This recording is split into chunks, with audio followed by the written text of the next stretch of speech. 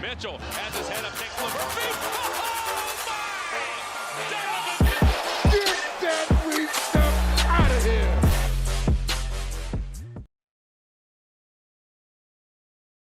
Welcome to the Junkyard Pod, hosted by Tony Pesta. There is no Jackson Flickinger with us today. Jackson is currently taking his cat, whose name happens to be Kyrie, to a behavioral therapist to address some locker room issues going on with their new cat. I'm not making this up.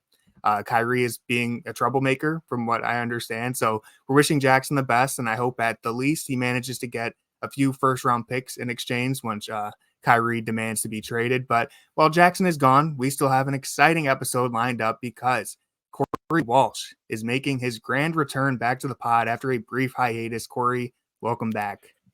I wish my terms weren't contingent on Jackson's cat and Kyrie causing a nuisance, but you know what? It's great to be back. It's good to have you, man. But that is not all, because today we have a very special guest, Ben Pfeifer. He's here to talk some Cavs basketball, the Evan Mobley development, and push the good old Isaac Okoro agenda. Welcome to the show, Ben. Absolutely. Thanks for having me on. Crazy to hear about your friend's cat. I mean, I would recommend keeping them away from any Amazon links, but otherwise, I mean, wishing a speedy recovery. But yeah, thanks for having me on. We've been trying to lock this down for a while now. So yeah, it's great, man. I've been super excited to do this pod. And yeah, Jackson, just make sure you watch your cat's browsing history. You know, those rabbit holes can catch up on anybody. So, but in all seriousness, you can find the links to all of our work in the description below. And if you want to be in our Twitter group chat, all you have to do is subscribe to the Junkyard Pod on YouTube, Apple, or Spotify. Send me proof and I'll get you added. So for today's episode, let's start here. Cavs have been playing the best basketball in the NBA since mid-December. They have the highest win percentage to go with the third best offensive rating and the number one ranked defense. We'll start with Ben. What has impressed you most about the Cleveland Cavaliers this season? Cavs are so good. I mean, the obvious answer is just their resilience in the face of injuries. But I think the roster, it's a combination of the roster construction, the additions they've made, and guys like Strus and Yang, as well as Bickerstaff and their ability to like be flexible and to mess with lineups and to really succeed. Like the formula this year of one of the small guards, Donovan, Garland, just surrounded by shooters and or defenders has been hell for teams. It seems like a more like sustainable version of like Helio ball, since all of the guys are either like elite defenders, right? You got Okoro, Dean Wade is awesome, Allen and Mobley, obviously. And then like Strus has been a revelation for them as a guy who not only is a great off-ball shooter, but can also like pass a little bit, can make some plays off the bounce. So I think the way that they've balanced their lineups and their rotations to me has been really impressive.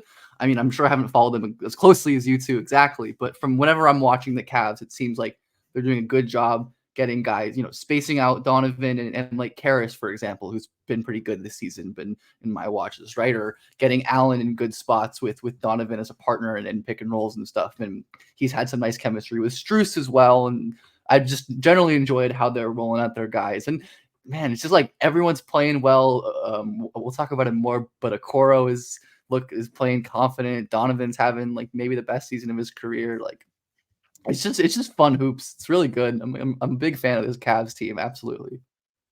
Yeah, definitely. It's been such a fun month and a half for this Cavs team. I think you really you hit on basically everything. I love that you gave the quick JB shout out, because I know a lot of Cavs fans have different opinions about JB, but the way he has handled adversity over the last month and a half, when this team really felt like this season could have taken a sharp turn in the wrong direction, but they rallied together. Everyone is just playing such great basketball, from the role players to the emergence of Sam Merrill to Donovan Mitchell having probably his best season.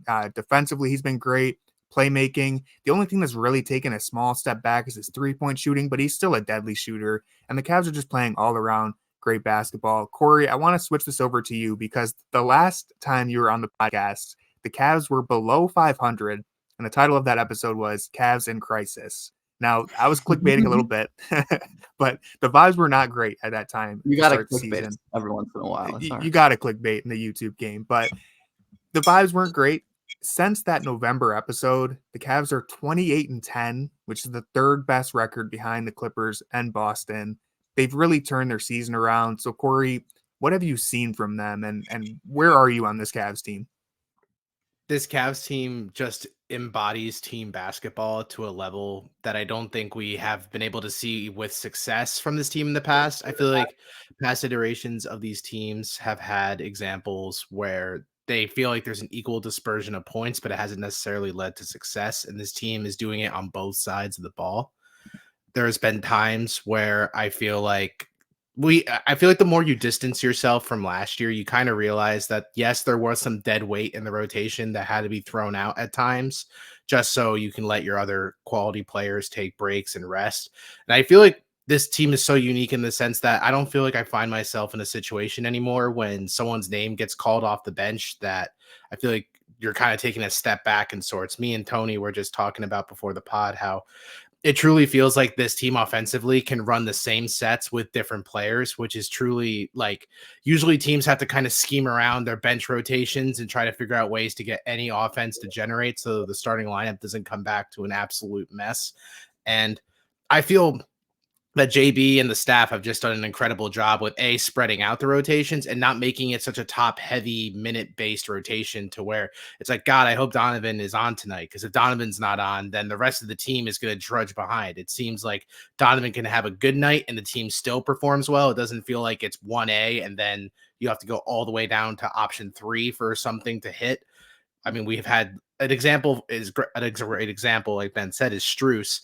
I feel like Strus, for the duration of the season, you look at his shooting splits, you would think just by looking at those, he's not having a great season because he's brought it. You think of Strus as a one-dimensional shooting type, and if he doesn't have gravity from generating shots, then he isn't what the Cavs kind of signed up for. But Strus has been checking every box. He's been active defensively. He's been sticking with his man. I believe he ranks in like the top percentile defensively for his position. And then he also, when he's on offensively, it's like you're getting a complete player that can impact both sides of the floor. So this team is just like astounding. And I just hope that the overall continuation of team ball on both sides can go through and translate to playoff basketball. Because we all know once postseason hits, lineups trim, and we might not see these fun lineups getting thrown out as the team is just trying to answer whatever opponent they have in front of them. It's a very different game once you get to the postseason, but the team ball is a great point. Since December 15th, the Cavs are 8th in assists per game. If you compare that to last season, they were 19th. So the ball has just been moving around a lot better. I think Donovan Mitchell, one of the best areas or the biggest areas of growth that he has shown is as a playmaker and trusting his teammates. And part of that is also just having better teammates to trust, not to throw shade on anybody, but it's easier to throw the ball to Max Strus than, Lamar Stevens. Sorry, John, for hating on your boy. But we talked about in the last episode about Max Strus and kind of Cedi Osman as a comparison. When you think of Max Strus isn't shooting the ball that well, but you can still have him out there when he's not hitting shots. Whereas last year with Cedi, it really kind of depended on if he was making those shots or not. He wasn't giving you all of the other stuff that Strus has been giving you. And that's really true for just everyone on this roster, top to bottom. They're all playing such great basketball on both ends of the floor. Everyone is completely bought in, and it's made the Cavs the best team, win percentage wise, at least over the last month and a half. I want to move in here and kind of talk bigger picture now. Are the Cavs legit contenders in the East, or really just where would you place them in the East? Are they in that Boston, Milwaukee tier, or are they somewhere below? We can start with Ben. I think if not in that tier, they're like right beneath them. I know people are going to be like, "Oh, last year in the playoffs, they were atrocious," and that's true. But this is a very different Cavs team, not only in like the new players, but like internal developments from guys like Donovan Mitchell and Isaac Okoro are going to be really big.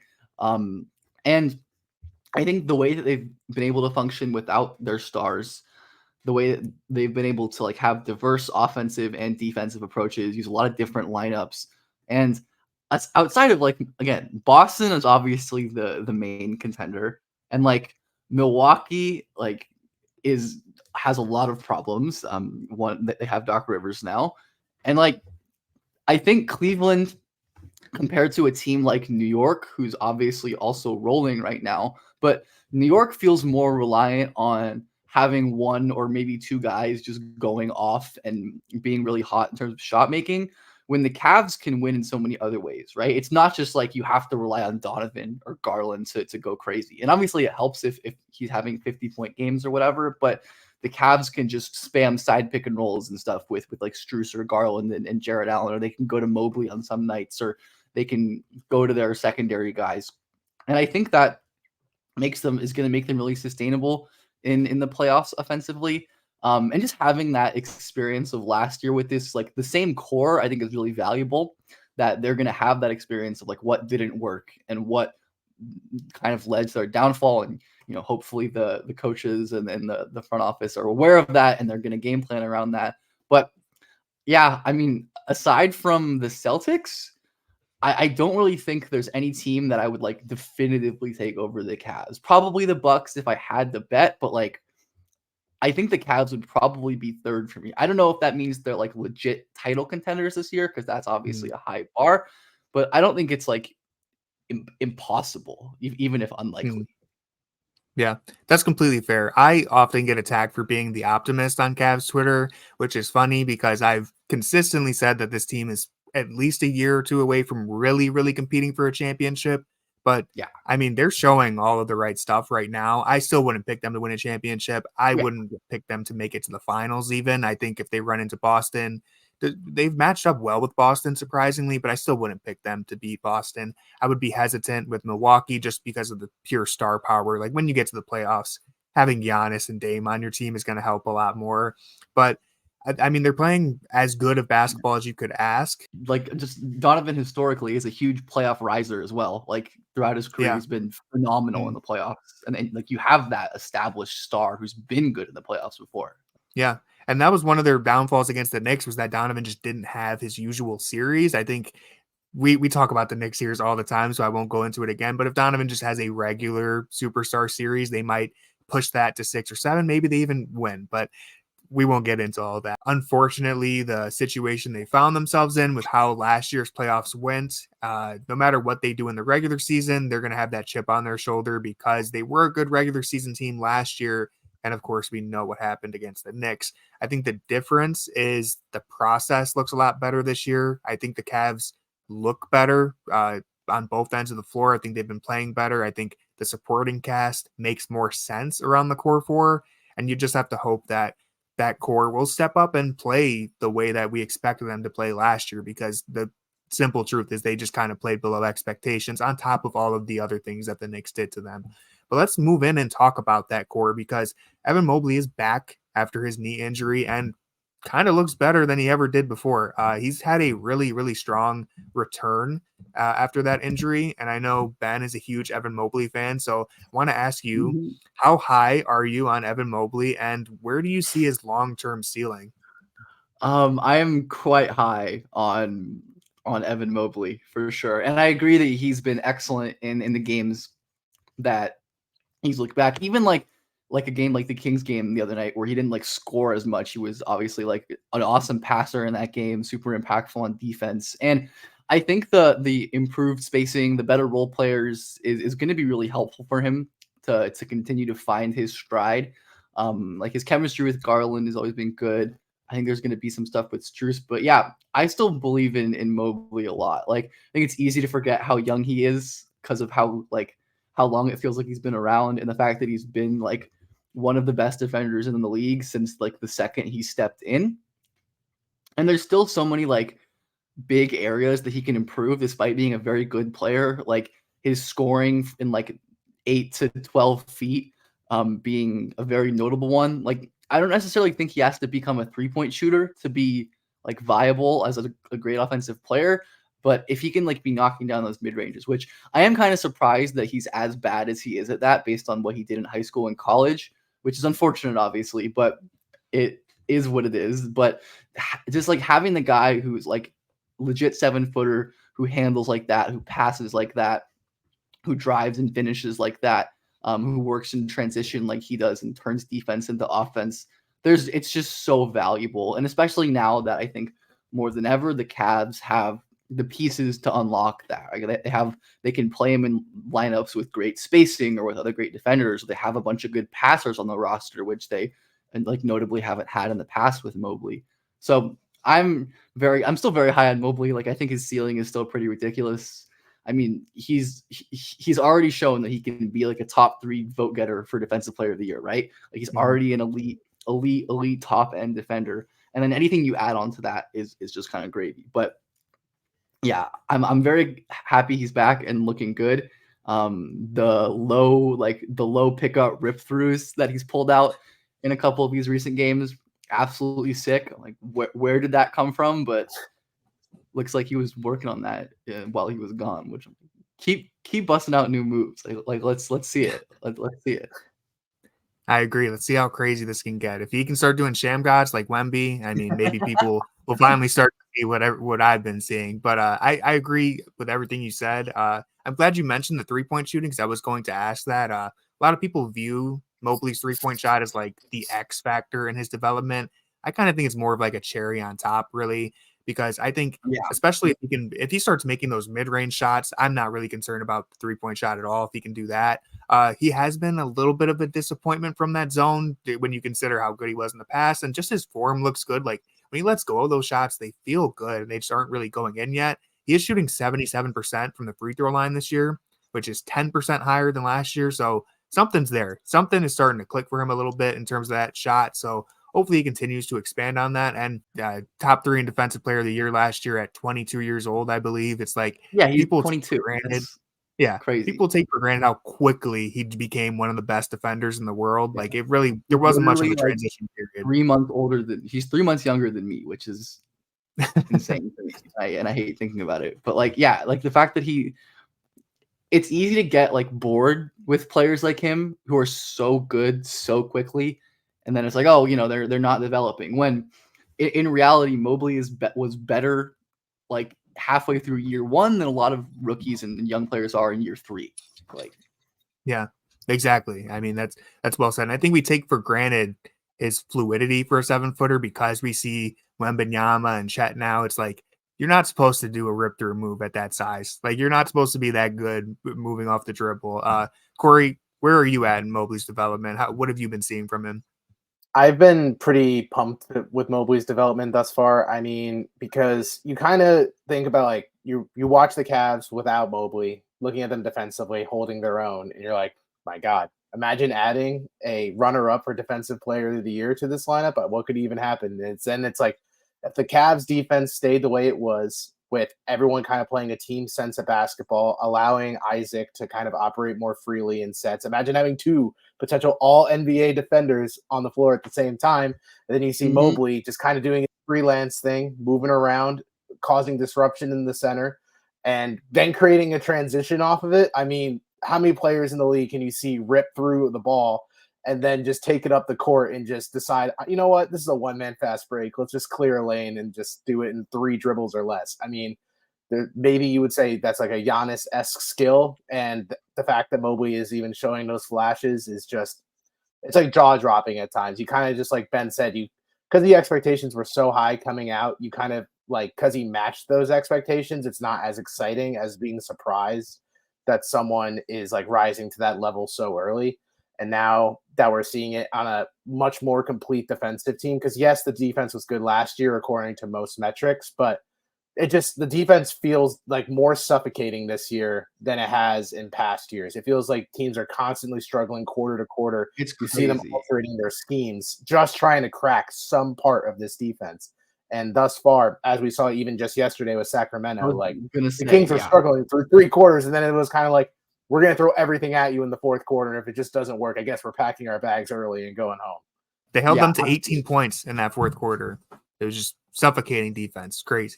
And they turn it on in ways that few teams can, right? Like, yeah. I mean, when you have Mobley, who's just basically a cheat code help defender, like even if the rest of your team stinks defensively, that guy's going to raise your ceiling. And then, I mean, with the way the Cavs have been playing as a unit, if you're Donovan Mitchell and you're putting in effort and you have Mobley and Allen on your backside, like that's a pretty damn good defense. Speaking of good defense, let's go ahead and transition and talk about everyone's favorite blossoming 3-and-D wing, Isaac Okoro. Now, I'm kind of joking a little bit. I don't think he's officially become the 3-and-D wing, but he has had a great season. Corey, I'll give you a potential victory lap. If you remember when we did our hot takes at the start of the year, one of your hot takes was that Okoro would play so good the Cavs wouldn't be able to afford him in the summer. I'm not sure we've officially reached that point, but it's heating up a little bit. What have you seen from Okoro? I've seen a Hoops Hype article that says otherwise. All right. He's now considered a two-way wing. So It's true. that's a victory lap within itself. Who knew we were even going to get there? We thought it was just going to be a one-way wing.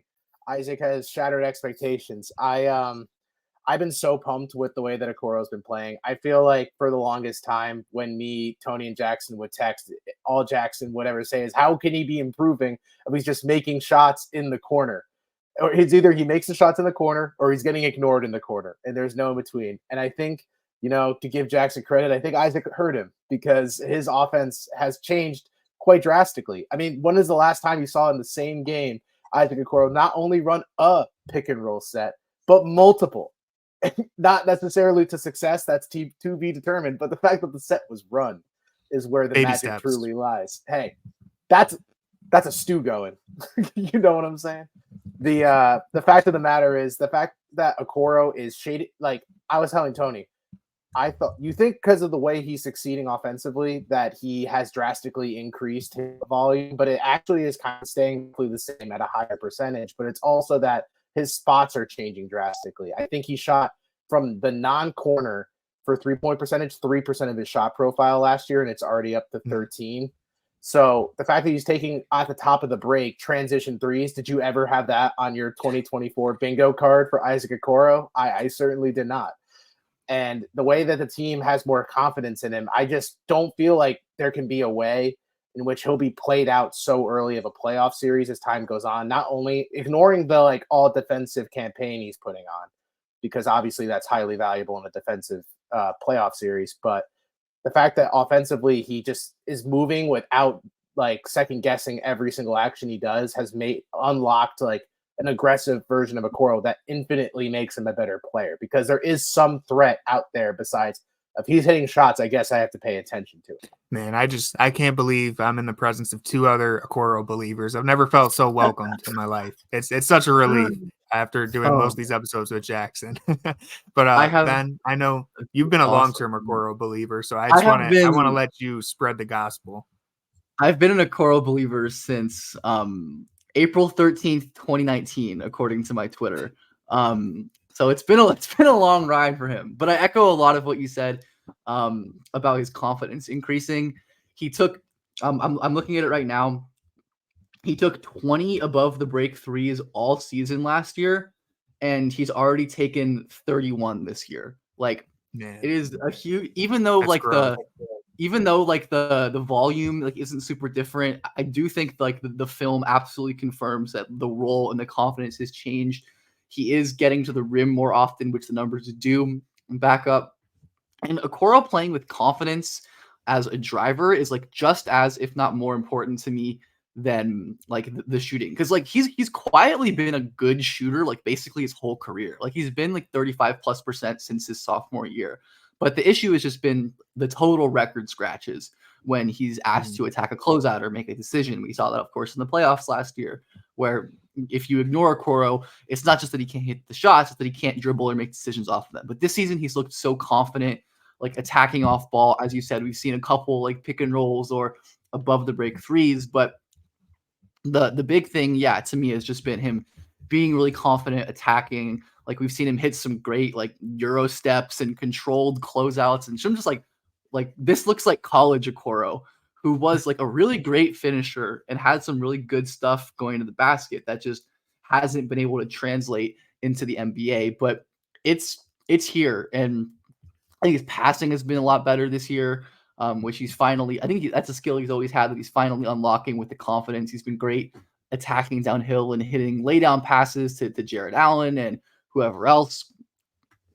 And that just allows his defense to shine even more, right? He's not just a specialist that you have to kind of game plan around. He's a functional part of the offense that, you don't need to baby him really. He can function as a spot up shooter. He can work in transition. He can be like a tertiary handler, and that's while also providing all defense level impact, and which I think we probably all agree that he's been this year.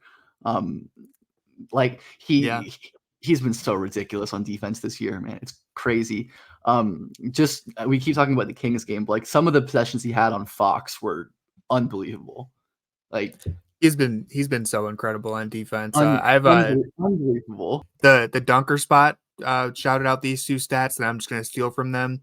Okoro is allowing the second fewest points per possession on dribble handoffs, defending dribble handoffs, and he's the 12th best defender in pick and roll this season for a minimum of a certain amount of possessions. I don't remember exactly what they said, but Okoro has just been unbelievable on defense. Every metric, I hope he gets the all defense nod. I wouldn't be like super upset if he didn't, because there's just so many great wing defenders. But I hope defense he is gets also such a reputation based award. Like yeah, as much as any other like award or accolade set, it's just like what do people think of you as a defender, or what they thought of you in the past? But I mean, I think I don't know, like outside of like Herb Jones, who I think has been like phenomenal this year. Like Okoro, like you can make the case for him being as good as any other wing defender in the league. Like I think he's up there with like OG Anunoby and Jaden McDaniels and all those guys, with the way that he's just suffocated players on the ball. One of the best players in the whole league guarding around screens and dribble handoffs, like that number that I didn't know of, but absolutely like confirms with the eye test. And obviously he's like always been a great off-ball help defender as well. And having that along with Jarrett Allen and Evan Mobley and all the other guys, just like a crazy treasure trove wealth of greatness they have there. It's pretty great. Yeah, and especially when you kind of like take those stats into mind. These are against probably the main threat offensively of every team the Cavs face up against. I mean, I don't know how deep those metrics dive into like difficulty of matchup when set in those lineups, but we all know that Okoro, since he has donned the wine and gold, his mission has been to just be stuck on the alpha offensive option of every team. And I wrote this in an article that's going up that like for years it was kind of the case of like Okoro was the band-aid on the huge crack in the wall, being like, all right, we got our one fix. Isaac Okoro is going to go up against your best option, but the rest of the team, that's kind of a mystery how they'll handle everything else. But now that he is kind of surrounded by a great defensive team from top to bottom that's just locked in possession by possession, it's kind of like he can try things and be more aggressive in ways that if he kind of took the bait on something, that he would be severely punished and the team would kind of crash to whatever had to be done to recover from the risks he could take. But now that the team is just so locked in, it's almost like he can freelance defensively the same way Mobley does. And having two of those types of defenders just causes such disruption and fits. Like the Cavs can stick him on the best opposing ball handler and feel completely comfortable and confident that he's going to do as good a job of anybody. And that's really important when you get to the playoffs. If you're facing a Damian Lillard, a Jalen Brunson, wherever it may be, having a guy who you just feel confident in defending the other team's opposing ball handler at the point of attack, that's really important.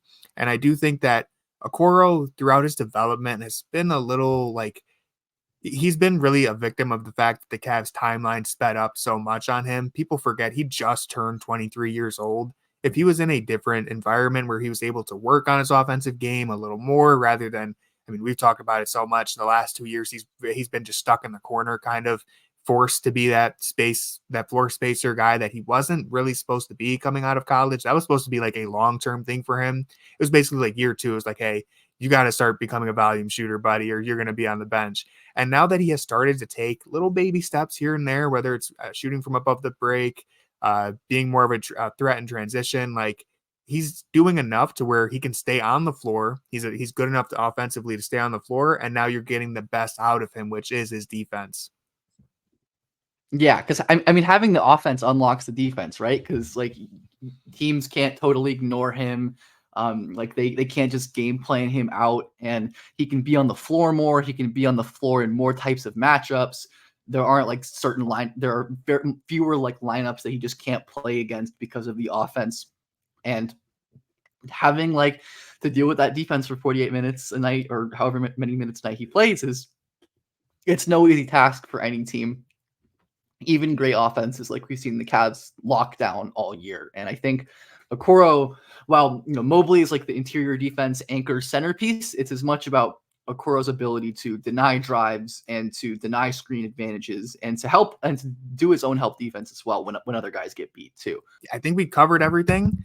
I do have a bonus question before we head out and end the episode. For our Survivor aficionado, I have to know Oh God, this is a spoiler. I swear to God. which current NBA player would have the best chance of winning a game of Survivor. And I'll give you a hint for my answer. It's a former Cleveland Cavalier, but I'll let you pick whoever you want, and then I'll give you mine. Like who has the best chance at like winning the whole game? Yeah. Ah, man. So my instant thought goes to people who are like very like social and personable. So my gut first thought was Tyrese Maxey would probably be very good on Survivor. That's a good seems one. Seems like a good guy, can make people laugh, but you also have to be like smart too. And like maybe it's like incorrect to think that like high IQ basketball players would be good like social strategists. I mean, we saw how it went with Scott Pollard, and that was, he had his moment in the spotlight there, or like Cliff Robinson. So it's like a lot of throwback power forwards, I guess. Yeah. So I don't know. Can I have like Dean Wade on Survivor? Dean Wade. Wow. Now, I do have I do have a name that I'm gonna throw out. I'll make the case for him. Good if it's someone who's like not that famous, like the best player of every season doesn't win. That's like kind of the reality we get to. That's very true. They very often that's the truth. I'll let Tony go, but I also have a suggestion. Okay, so let me make the case for this guy. Okay, I have to go Cedi Osman, because not only is he going to be a beast in the challenges, which every NBA player would be a beast in the challenges, right? But Cedi's kind of like Cedi's like an unsuspecting beast. He's not like a super hulking, intimidating guy. And most importantly, I think he would dominate the social game. Everybody loves Cedi. He's going to find a way to form alliances that you wouldn't expect. This is where I insert the picture of him, Kawhi, Durant, LeBron, right? Like he's going to find a way to make those power alliances. And the only potential downfall is that he might be too lovable. He might be too much of a threat. They might try to take him out before the final tribal council. Right. It's like because you can't beat him. Likable, but not like too lovable. Like I could see Cedi getting completely blindsided by his number one alliance, and it's just a heartbreak, and he leaves, and it's one of those emotional ones. Is that guy too guy too trusting? Like, yeah, he might be a little naive for all we know, but it's got to be Cedi for me. I feel like the answer for me is just so obvious, and I feel so strongly about it. I feel like Jarrett Allen would be a dominant Survivor player. This guy, he's as charismatic as it gets. He definitely would dominate puzzles because it seems like that dude just has so many interests outside of basketball. I mean, he's a video game guy. He reads books. He has to be very smart. Feel like he would dominate the puzzles, obviously, and be athletic.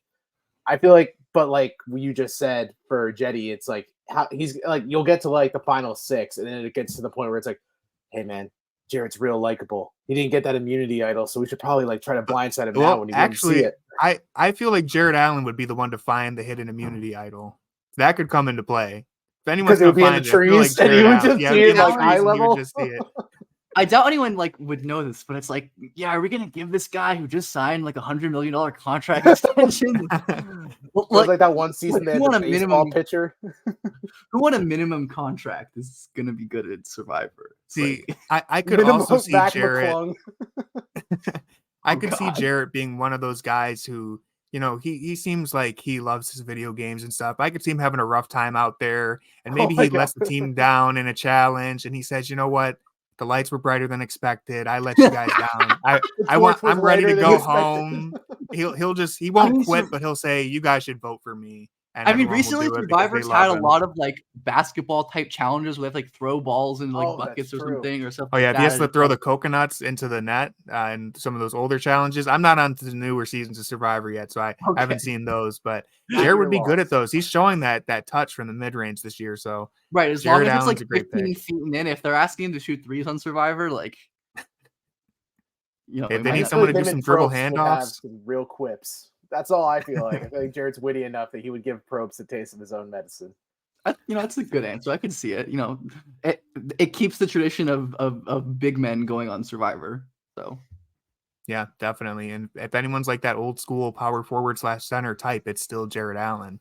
But that's going to do it for this episode of the Junkyard Pod. I want to thank everyone for tuning in. If you want to be in our Twitter group chat, all you have to do is subscribe, send me proof. I will get you added. Corey, welcome back. Ben, thank you for coming on. It was a great time.